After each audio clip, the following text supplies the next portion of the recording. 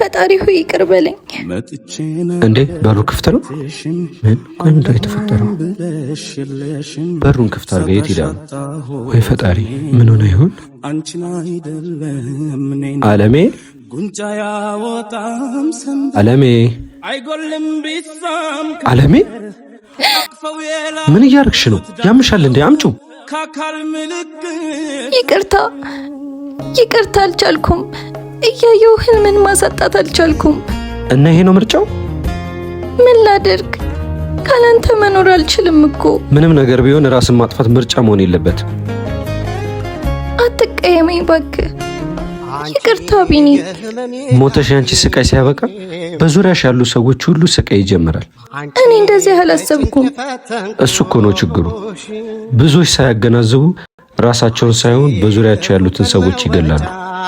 እኔ አንተ ለመወሰን ችግር ውስጥ ስገባ ማየት ስላልፈለግኩ ነው። እኔ እኮ ወስኛለሁ። ከምንም ነገር እኮ ያንቺ ፍቅር ይበልጥብኛል አለሜ። እናቴ ሄደ? አዎ አልሄድም ብዬ ነግሬያቸዋለሁ። እናም አልሄድም። እና ምን ልትሰራ ነው?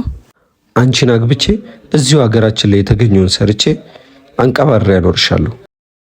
አንቺ የህይወት ምስክር።